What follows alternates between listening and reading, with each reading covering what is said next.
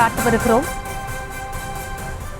NEET வினாத்தாள் கசிவு போன்றவற்றை தடுக்க சைபர் பாதுகாப்பு அவசியம் என்று தெரிவிக்கப்பட்டிருக்கிறது. அது குறித்தான அண்மை செய்தியை பார்த்து வருகிறோம். நீட் வினாத்தாள் கசிவு போன்றவற்றை தடுக்க சைபர் பாதுகாப்பு அவசியம் என்று தெரிவிக்கப்பட்டிருக்கிறது. நீட் முறைகேடு தொடர்பான வழக்கில் உச்சநீதிமன்றம் இந்த உத்தரவை பிறப்பித்திருக்கிறது. மின்னணு கைரேகைகள் இணைய பாதுகாப்பு நடவடிக்கைகளை கடைபிடிக்க வேண்டும் எனவும் உச்சநீதிமன்றம் தெரிவித்திருக்கிறது. அது குறித்தான அண்மை செய்தியை பார்த்து வருகிறோம். இது குறித்த கூடுதல் விவரங்களோடு இணைகிறார் எமது செய்தியாளர் மதியழகன். விரிவான விவரங்களை வழங்கலாம். இந்த ஆண்டு நடைபெற்ற நீட் நுழைவுத் தேர்வில் முறைகேடுகள் நடைபெற்றுள்ளதாகவும் அந்த நுழைவுத் தேர்வை ரத்து செய்ய வேண்டும் என்று உச்சநீதிமன்றத்தில் மனுக்கள் தாக்கல் செய்யப்பட்டிருந்தன. ஆனால் அந்த நீட் தேர்வு முடிவுகளை ரத்து செய்ய உச்சநீதிமன்றம் மறுத்திருந்தது.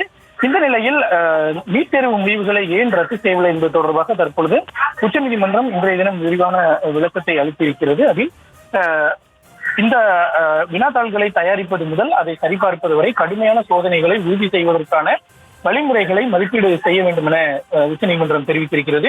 வினாத்தாள்களை கையாளுதல், சேமித்தல் போன்றவற்றை சரிபார்க்க தற்போது உள்ள வழிகாட்டு நெறிமுறைகளை ஒழுங்குபடுத்த வேண்டும் எனவும், வினாத்தாள்களை எடுத்துச் செல்ல இ ரிக்ஷா போன்றவற்றை பயன்படுத்துவதற்கு பதிலாக ரியல் டைம் லாக் கதவு பாதுகாப்புடன் உள்ள வாகனங்களை பயன்படுத்துவது குறித்து பரிசீலிக்க வேண்டும் என்றும் உச்சநீதிமன்றம் உத்தரவிட்டிருக்கிறது. மேலும் வினாத்தாள் கசிவு போன்றவற்றை தடுக்கும் வகையில் சைபர் செக்யூரிட்டி முறைகளில் நவீன தொழில்நுட்பத்துடன் கூடுதல் கவனம் செலுத்தப்பட வேண்டும் என்று உச்சநீதிமன்றம் அறிவுறுத்தி இருக்கிறது.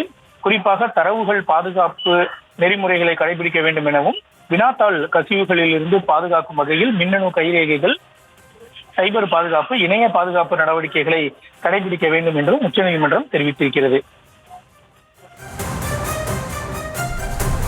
விவரங்களுக்கு நன்றி மதியழகன்.